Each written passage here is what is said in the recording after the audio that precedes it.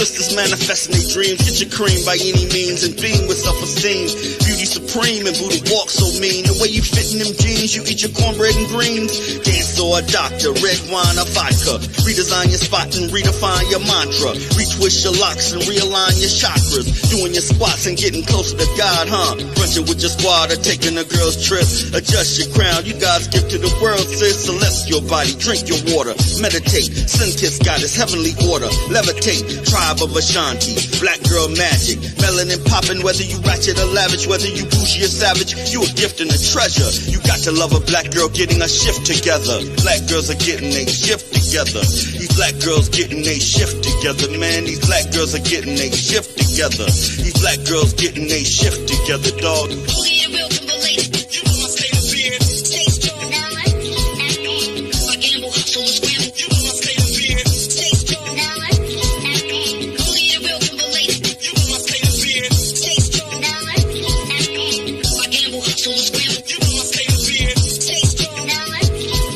When God made you, boo, you know he showed out. Mahogany enchantress, blessings overflow now. Picture of success, seductive silhouettes on a spiritual quest. Manifest and be blessed. Mother, sister, auntie, tribe of Ashanti. Rocking your locks, I got a close crop blondie. The curse and the gift, uplift, apply pressure. Nothing like a black girl getting a shift together. Nothing like a black girl getting a shift together. Nothing like a black girl getting a shift together. Black girls are getting a shift together. Black girls are getting a shift together, man. These black girls are getting a shift together, man. These black girls are getting a shift together.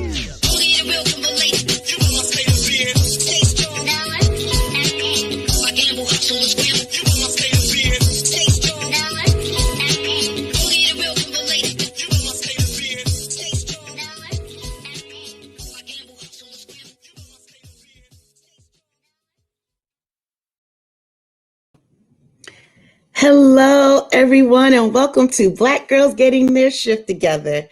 This is a podcast about mental health and wellness, as well as self-empowerment for Black women. I'm your host, Ursula.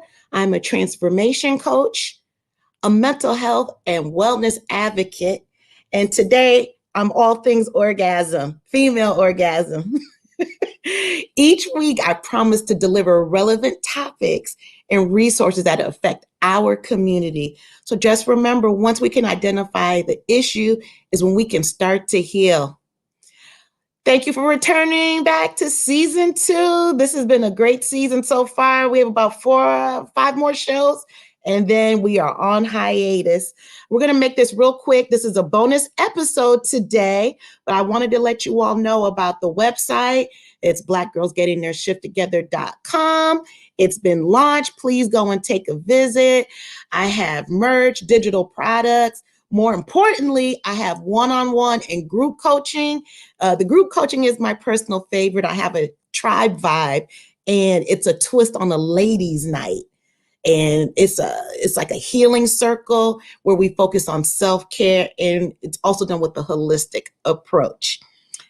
With that being said, we are going to get right into today's episode. Tonight, I have Dr. Erica Marchand, and she is located in Los Angeles. She is a psychologist as well as a sex therapist. I'm going to bring this beautiful woman out of the waiting room into the live room. Hey! Hey, Dr. Erica, how are you? Hey, Ursula, I'm so good. How are you doing? I'm well. Thank you again for coming on. This was awesome. You all, to let you know, we've done a lot of juggling to get this time slot together, but it's worth it already. You understand. We're going to start getting right into the meat of it. Cool. Can you tell us, how did you become a psychologist, and what made you transition into becoming a couples therapist and a sex therapist? Totally. Yes. So I love that you said your show is about mental health and wellness and, kind of evolving into the person that we want to be and feeling how we want to feel and all that stuff. So that's my take too. I'll tell you that what brought me to being a psychologist was honestly, I come from a family where we have had mental health struggles. And, I think in the past, especially psychological services haven't been, at least in my family, I don't want to speak for all Black families, but in my family, and I know in some other Black families, it wasn't perceived that, right? Yeah, that mental health services were something that we would take advantage of, or, like I can remember people saying, you only go to see a psychologist if you're like really bad off, and obviously that's not the case. And so what got me to this, to being a psychologist, to this field, was just wanting to understand better, how do people build resilience in life? Like, how do we get through tough times and still, right, like still thrive? And how is it that some people can do that and other people don't manage to do that? And so then, and how can we help more people?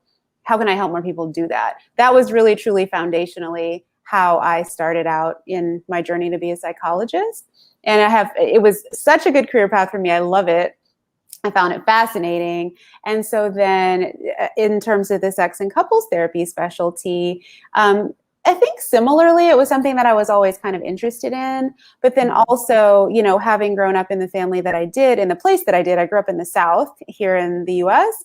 We just didn't talk about sex. Nobody talk about sex, other than it, like where I grew up was like, don't do it until you're married. And there was a lot of shame around it, and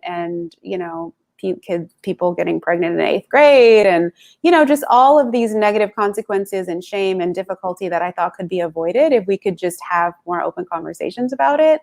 And so that's really what tracked me down this road to focusing on sex and relationships specifically. So a lot of it was like my own upbringing and my sense of like, oh no, this could be better, and so let's try to make it better.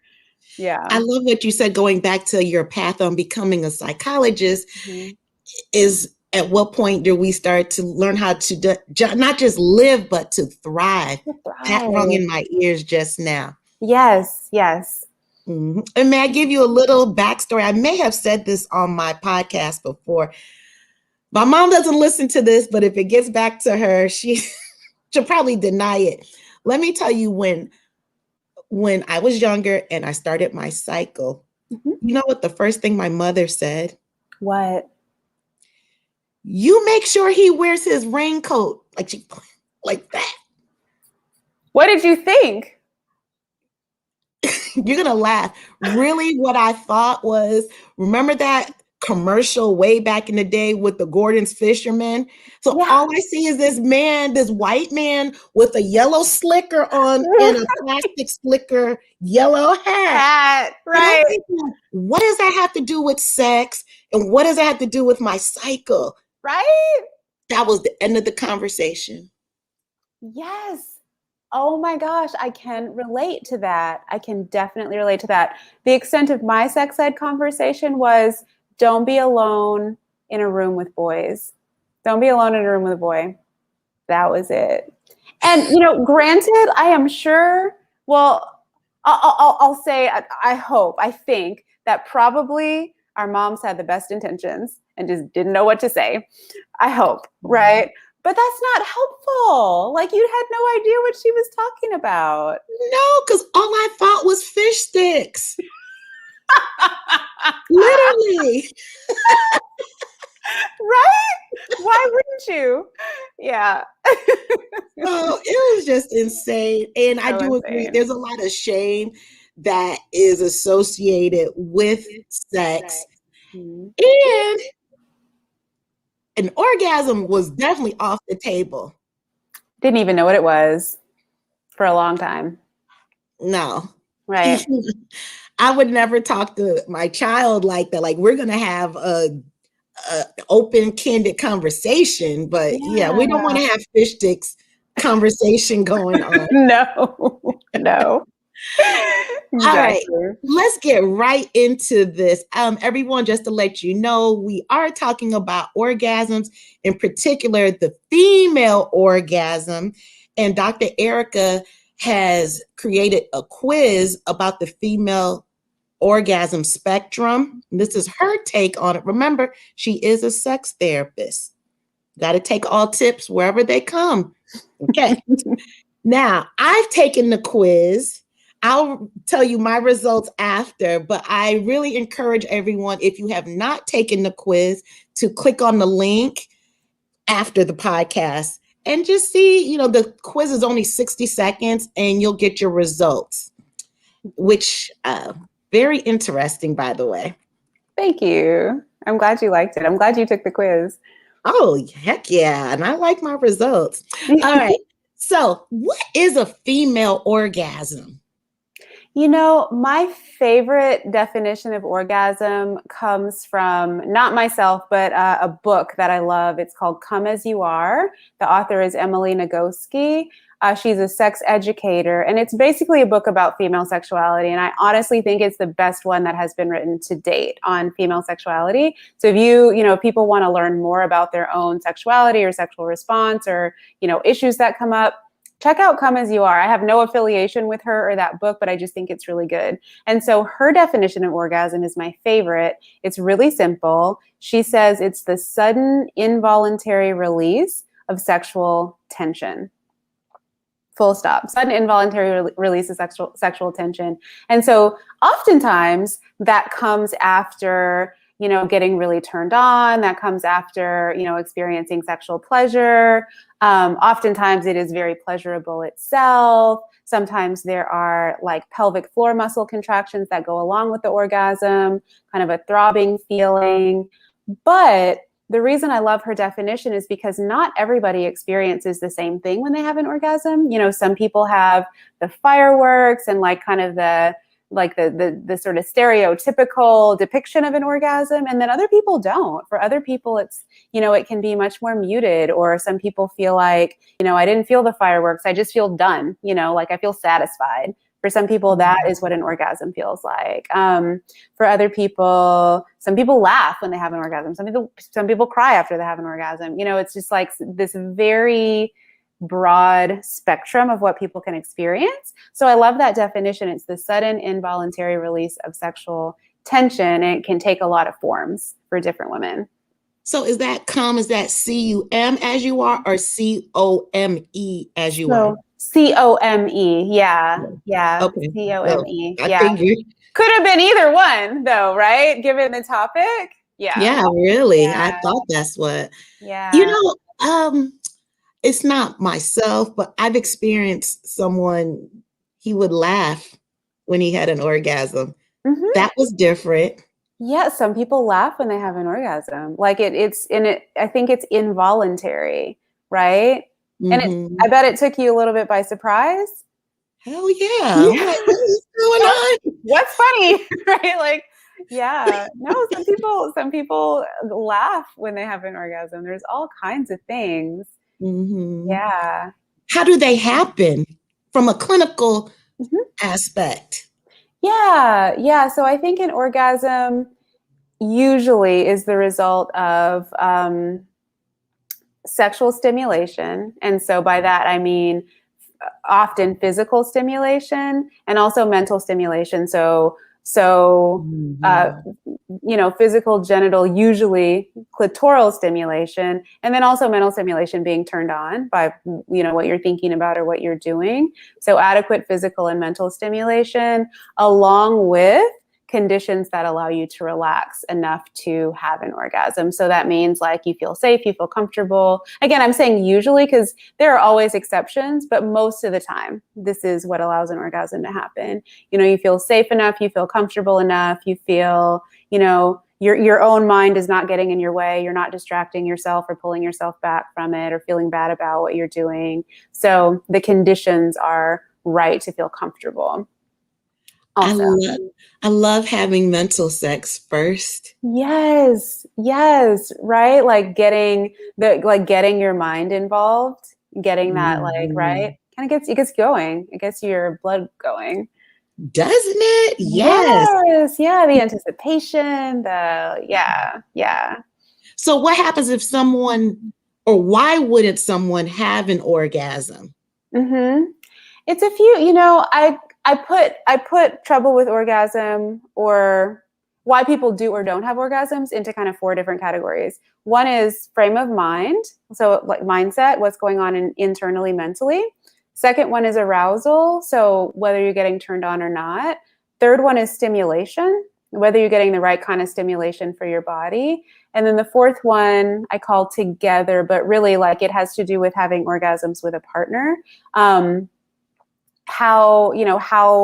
How things are different, or what might get in the way of having an orgasm with a partner, things that are difficult when another person is in the room. And so I kind of, excuse me, what do you mean another person in the room, like a threesome? Or no, like a twosome, like as opposed to having an orgasm by yourself. Having an orgasm with a partner. Yeah. Or sure, like if you're talking about a threesome, that's another one. Like, maybe there's more stuff going on that would get in the way of orgasm. So when I think of what gets in the way of having orgasms, I think there are things in each of those categories that can get in the way. So underneath, like in the category of mindset, things in our own minds can get in the way. Like we were talking about, for example, what we've learned about sex in our lives. Like, I definitely learned like you shouldn't have sex, you shouldn't do it, it's shameful. And so that, right. So having that in your mind, or, a million other things that women learn about sex that are negative or difficult, that can get in the way of having an orgasm. If you're not getting turned on enough, or you don't know how to get turned on, you don't feel comfortable getting turned on or showing that you're turned on, that can get in the way of an orgasm. If you're not getting the kind of physical stimulation you need, like a really common example is that most women need clitoral stimulation in order to have an orgasm. And so if a woman's with a male partner and they're having intercourse, a lot of women expect themselves to be able to have orgasms just with intercourse, but for most women, that just doesn't provide enough clitoral stimulation to have an orgasm, right? So not getting the right stimulation. And then when we talk about things that could get in the way of orgasm with a partner, I think about things like communication, like comfort with the other person, right? Like, do they know what you need? Can you tell them what you need? All those things. So a wide variety of things can get in the way of having an orgasm or supporting an orgasm. Sounds like I would love for you to come back so we can talk about that. Yes. Oh Really? my gosh, that's a whole other conversation. Yes, and so needed. Yeah. So let's get right into it. From my understanding, there were 5 spectrums on the Dr. Erica spectrum of orgasms. Can you go through number 1 and work our way up? Sure. Yeah. So and the orgasm spectrum is not like a scientific thing. I didn't, this is my creation of a way to understand how different people have orgasms. So take it with that caveat. Like I didn't go out and, survey thousands of people and decide, okay, this is how everybody fits into this spectrum. I thought, from the experience that I have, I think these are good descriptions of how people have orgasms. So the first spot on the spectrum is what I call a newbie. So someone who maybe hasn't had an orgasm yet, or doesn't know if she has or not, and is trying to understand like how to have one. The second spot on the spectrum is elusive. Sorry. So elusive orgasms is a person who has has potentially had orgasms before, but they're not really reliable, and she might not know exactly why she has one sometimes and why she doesn't. They might be difficult to have, right? Would this be solo or partner? Either one. Yeah, usually that's more of either one. I was going to say usually it's more of a solo category, but it could be either one actually. Yeah. The third spot on the spectrum is actually solo. So that's someone who can have an orgasm by herself, but not with a partner. Fourth spot is shy. So that's somebody who can have an orgasm by herself and sometimes with some partners, but it's not reliable and it might be difficult or uncomfortable to have an orgasm with a partner. And then the fifth level is confident, which means you can generally have an orgasm in any situation that you would like to have one, as long as the conditions are right for you. So those are the 5 spots on the spectrum.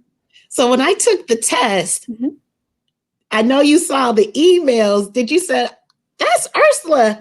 That's Ursula's test. No, I didn't. You know what? I didn't. I have it. I haven't kept up with, I haven't kept up that closely. I love hearing that people took the quiz though. Yes. Yeah. Did I tell you what I scored? What did you score? I scored a number 5. Confident. Yay. And do you feel like that reflects you? Yes. However, if I put myself in different mindsets of different partners I have had, yes, it can fluctuate between a 5 and a 4. Isn't that interesting? It's right here. It is. It's there. And I think it's also between us and our partner too, because they have their own, they're contributing something to the dynamic too. Oh, yeah. But he sure is. Right. Yeah. Right. Yes. Yes.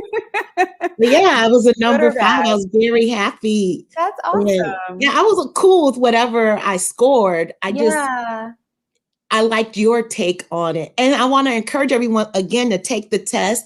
So instead of reading what Dr. Erica just said, she has videos on it. You can see her pretty face on there, and she explains all 5 spectrums in detail. We just can't go into it now because this is a bonus episode and to respect her time. But I mean, she has to come back.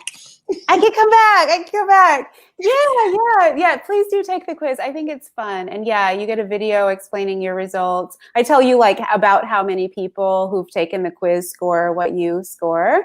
And explain the spectrum in more detail. And I love, and I think of the spectrum definitely not as a hierarchy, like one spot's not better than the other. I really do think of it as like a horizontal spectrum. And this is just a way to understand where you are on the spectrum and what you might need if you want to move to a different spot on the spectrum. But I love talking about orgasms. And I love that you saying you have confident orgasms, because I think a lot of times, like you said, when people are talking to their kids about sex, or when we learn about sex, I think especially as women, we don't learn about pleasure. Like nobody's teaching us about pleasure. They're teaching us to not get pregnant, right? Or not get a disease. Or not do it with too many people. It's always about the bad stuff. And so then I think we can arrive to sexual situations feeling a little bit, just like unsure of ourselves. And that makes getting what you need sexually and saying yes to things you want and no to things that you don't want difficult. But if if we know to go into a sexual situation for our own pleasure, it's a completely different mindset. It's not like, it's totally different. It's like, okay, if this is for my pleasure and orgasm being, part of that pleasure, then I'm going to ask for certain things. I'm going to do certain things that I want to do. I'm going to, it orients you very differently to the sexual situation. And so, and I think it really helps with feeling assertive and empowered and, providing full consent to what we're doing, because we're doing what we want to do. So that's why I know orgasm, it's a fun topic, and I love talking about orgasms just for their own sake. But to me, that is also what orgasm represents, like that orientation to pleasure in sex and to feeling like we, deserve that and own that and can arrive to sexual situations with that mindset. Right. I love that. The mindset. Yep. Very much so. We're going to start wrapping it up because remember, we agreed on the 31 minutes. Thank you, Ursula. Ursula was so sweet, you guys. She emailed me, and you usually do an hour long, right? I do. Yeah. And I said, can we do 30 minutes? Because I'm super maxed out right now. Like after this, I have to go see another client. And I said, please, would it be okay to do a 30-minute one? And you said, can we do 31? I was like, yes, 31. So that's why it's shorter today. And I really appreciate your generosity and flexibility in doing that. Thank you for saying yes. And just to let everybody know, Dr. Erica comes with it too, because when we were making the final confirmations and the gentle reminders, and she said, yes, I have you in my calendar for 31 minutes.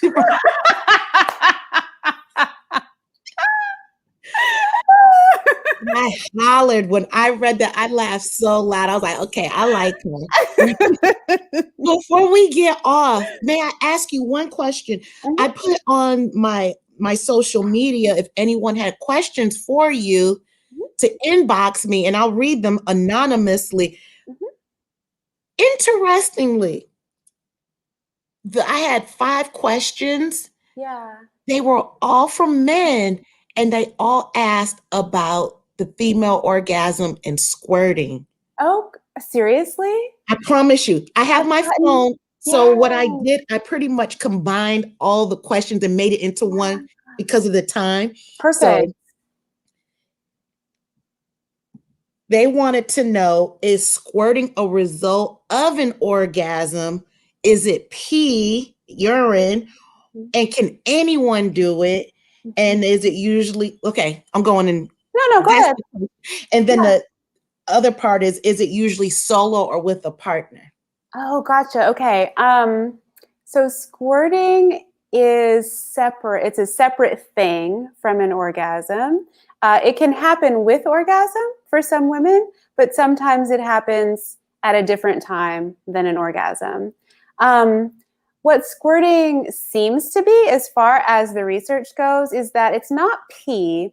It is actually, you know how men have a prostate? And the prostate produces prostatic fluid that mixes with other things to create semen. That's where part of semen comes from.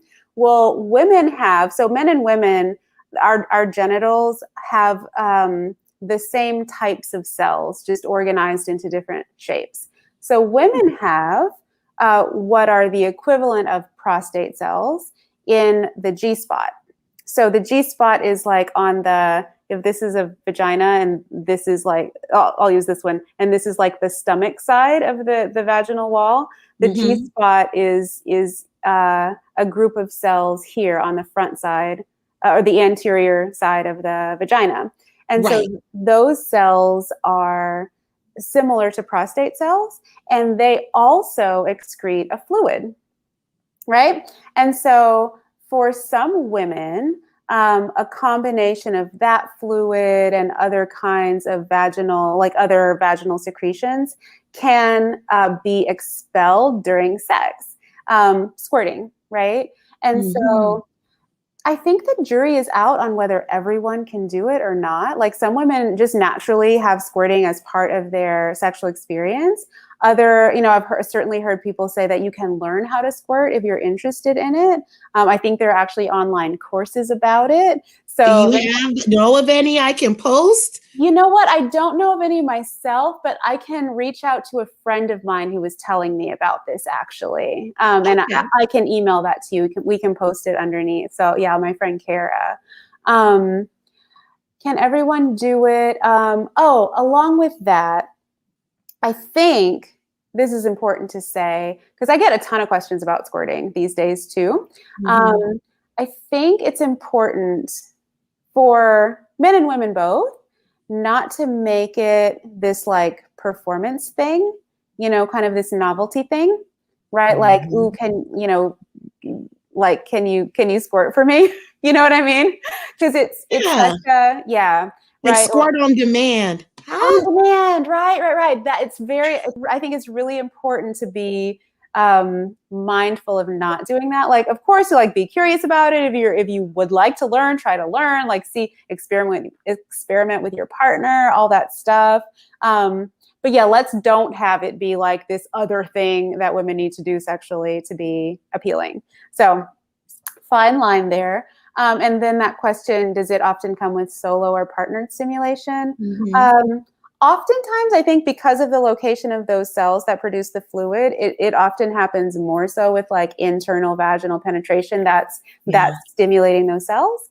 But I think that I'm sure that there are women who squirt just with external stimulation. So yeah, like masturbation. So that may be another topic. Squirting is quite the topic. Yeah. Squirting in the G-spot. Yeah. Yep. That's the next topic. So many interesting things in there. Yeah. I'll send you the link to make that calendar appointment and get you on again. Sounds good. That sounds all right. good. Everyone, I have to respect this sister's time. So if you would love Dr. Erica to come back on like I do, send me an inbox in the comment section, say, throw some hearts up, and I will definitely have her back on. Any parting words, Dr. Erica, on this bonus episode? Yeah, well, I want to say thank you so much for having me, for inviting me. Thank you for doing such a fun chat. Thank you to your audience for coming. Please take the orgasm spectrum quiz and please show up for your own pleasure. That's all. I love it. I love it. You know what, Dr. Erica? You have definitely qualified as a Black girl that has her shift together. Get out of here. I'm so happy. Thank you. That's an honor. Thank you.